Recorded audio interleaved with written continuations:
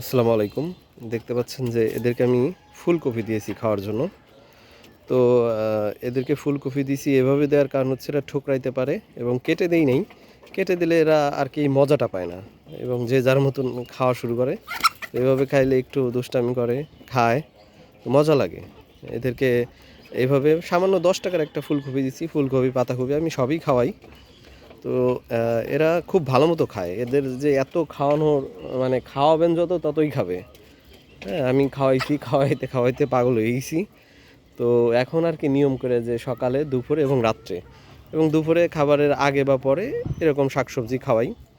তো এটা হচ্ছে আমার ছাদের উপরে আর কি ফার্মি মুরগি পালন। তো এইভাবে আমি শেড দিছি।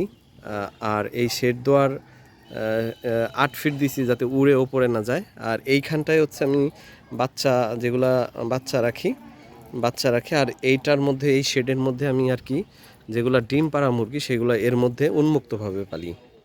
তো এটা হচ্ছে আমার ঘরটা হচ্ছে আপনার 14 হাত বাই 15 হাত, হ্যাঁ, লম্বা একটা ঘর।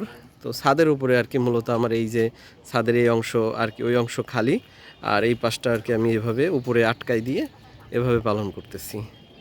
তো সবাই আমার জন্য দোয়া করবেন যেন আমি অল্প কয়টা মুরগি দিয়ে শুরু করছি, 20টা মুরগি এবং একটা মোরগ। আর যে কয়টা বাড়তি মোরগ ছিল ওইগুলো আমি নিচে নামিয়ে দিছি এবং উন্মুক্তভাবে মোরগগুলো আমি পালি।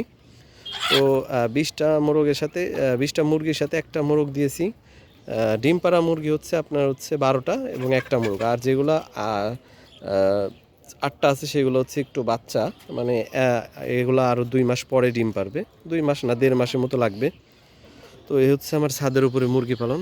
সবাই আমার জন্য দোয়া করবেন যেন সফল হতে পারি। তো এখন পর্যন্ত আর কি সকালে মনে হয় ডিম পারে নাই। তো ডিম পারবে 10টার পর থেকে ডিম পারে, রাত্রে কোনো ডিম পারে এবং দেখতে পাচ্ছেন এগুলো বাচ্চা, যেগুলো ওরা বাইরে খাইলে এই বাচ্চাগুলো ভেতরে এসে আর কি ফিট খাওয়া শুরু করে। তো এর ভিতরে একটা মাত্র আমার আর কি আপনার হচ্ছে হলো দেশি মুরগি পালন করতেছি। তো এই হচ্ছে আমার হলো ছাদের উপরে যে ঘরটা। তো সবাই আমার জন্য দোয়া করবেন। লাইট অফ করা ভুলে গেছি, লাইটটা হয়তো বা নিচে নেমে অফ করতে হবে। তো এই হচ্ছে আমার ছাদের উপরে শখের মুরগি পালন।